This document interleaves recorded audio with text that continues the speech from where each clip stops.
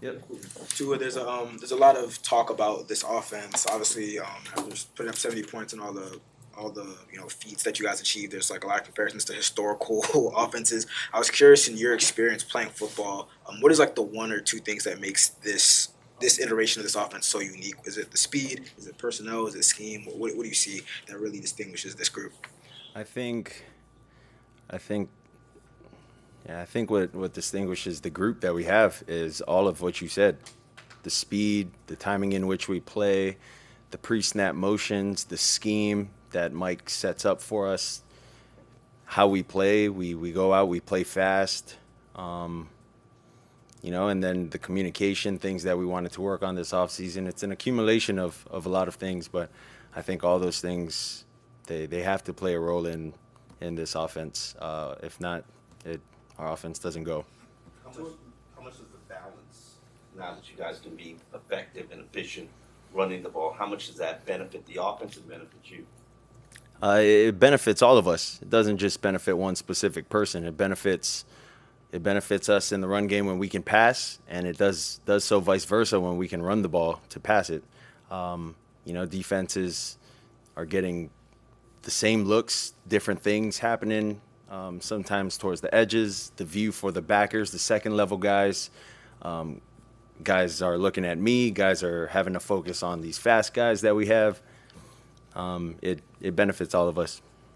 So last time the team made a trip to Buffalo, you didn't get to play in that game, that playoff game. How much did that bite at you then, and how much do you still think about that now? Yeah, it's tough. It's tough not being able to go out there and help our guys and help the team win. But that last year's last year. We're focused on this year, finding ways that we can win against this team. It's a good team. You said you're focused on this upcoming game, but did you watch the playoff game? Like, what was kind of Yeah. What was that kind of like watching it from? Yeah, I couldn't help but watch it and be a fan. I knew the game plan that we went into the game with. I had the pages of things that they've worked on, and so I was able to be a fan, but also kind of get a gist of the plays that they were going to run as well. But it's always tough for any competitor to have to sit and watch their team go out there and play. You obviously get the pre-snap motions a minute ago, and obviously leading into the training camp and the regular season, pre-snap penalties were a big topic of discussion, and yet you guys have done really well in that regard. So how have you been able to mix in all the pre-snap motion and still stay away from pre-snap penalties? Like I said, that's something that we've been working on this entire offseason, starting in OTAs. We've had our goals of what we wanted to achieve this offseason as an offense and how we wanted to operate, and that was one of the biggest ones. So it's no surprise to me. It's no surprise to our guys on the offensive side of the ball. And we're continuing to work. It's not something that's perfect. That's why you have practice, and you got to continue to rep it. Tua, you get the ball out very fast. We know this. I'm sure some of it's schematic, but for you, has being able to process a play and get the ball out always been easy, or is that kind of a learned skill? I would say in this league nothing's easy. I would say some of that has been instincts that have been elevated as I got to the league, but it's not something that I would say had been easy. It's just something that you got to continue to rep and do, especially with the guys that we have. If you're out of sync and you're not on time with those guys, you miss your opportunity right there. You guys started off 3-0 last year, hot as well. What, if anything, feels different maybe this go around? Well, to think back to 3-0 last year and think of 3-0 this year, I couldn't tell you the feeling that felt like last year. I don't think anyone around the league cares who's 3-0 or who's 4-0, who's 0-3. I mean, there's a lot of football left to be played, and that's how we're looking at this as a team. We have tremendous amount of respect for the Bills and their coaching staff, things that they can do in all three phases of the game. But we're excited for that challenge. We're excited to go back up there and play those guys. What do you think of the- How important was it for you last year to get over the hump? I mean, the Bills had won a bunch of games in a row against the Dolphins. To get over that hump and show in all 3 games that you guys are right there with them. Yeah, well, you got to be consistent, and that's the thing. We try to be consistent in the things that we do. I would say getting over the hump for any of us in the locker room it's not even close to the standard. You know, you get over the hump and that's it. You can't beat them anymore. Like that's not what we're here, or that's not what we all came here to do. We try to be consistent with that. And like I said, in regards to their team, they got a really good team, and we're really excited to play against them. Tua, whether it's personally or as a team, do you remember the last time you had this much fun playing football? It was probably in college. It's hard in the league to do good things because guys on the other side are really good as well. They study and they're really good. But yeah, it's been a lot of fun, that's for sure, this year. What is it about this group of guys that makes it that way? I think the work ethic for everyone. The work ethic from OTAs, the off season, training camp. Guys put a lot of work into it, and I would say everyone's reaping the benefit of it right now. From afar, it seems like you have a pretty good relationship with Josh Allen. Can you kind of elaborate on that at all? Yeah, I mean, I've talked to Josh a couple times. I mean, he's a great guy. Josh is huge.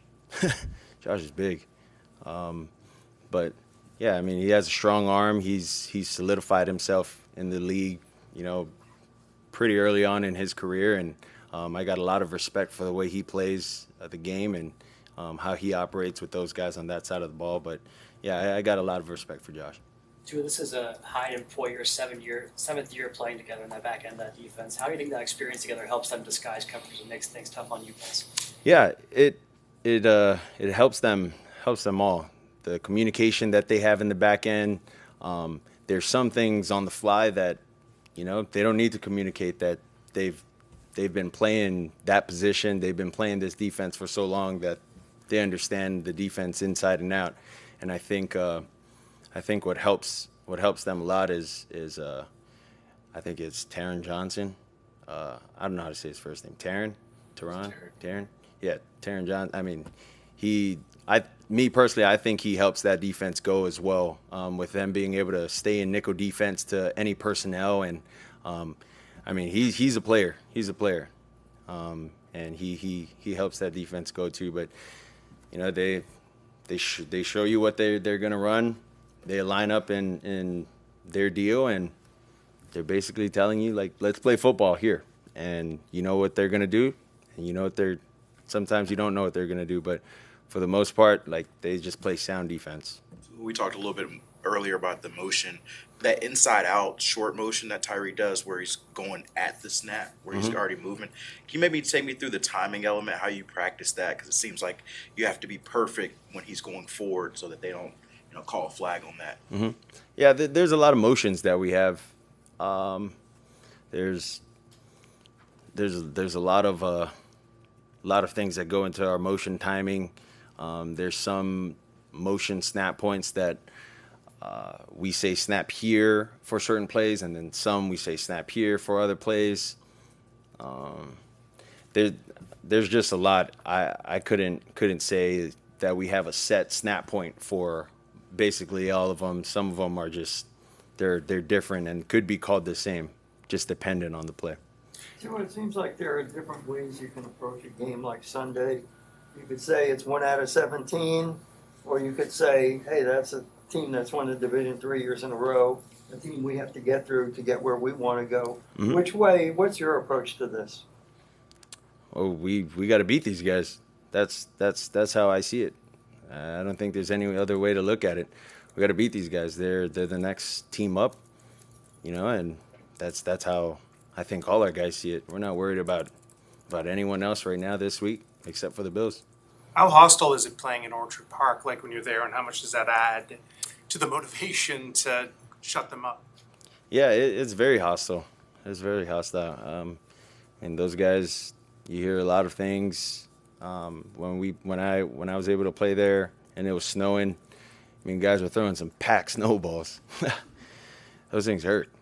But yeah, to me, being able to go on the road in an environment like that, it's always fun. It's always fun. You know, when you're a little kid and you're able to play against a really good team, and you know, you see their fans and how they are. I mean, it's always fun to go over there and be able to come out with a win. So we've seen the highlight plenty of times this week of your no look to Devon. Mhm. How much and how far do you practice throwing with your off right hand? I don't really practice throwing with my right hand. But yeah, shoveling. I mean, I never thought of it as throwing with my right hand for a touchdown pass for those 2 shovels, but it's what it was. So that was cool. Two left and 2 right. Has it ever been done in the NFL? You throw a baseball left-handed too? Yeah, I throw a baseball with my left hand. Shoot a Everything basketball. athletically is left-handed. Except for batting. I kick with my right. I don't know if I'm a real lefty or I fake lefty, real righty. I don't know. I write with my right, eat with my right. I mean, I don't know. You guys tell me. Thanks, guys. Appreciate you.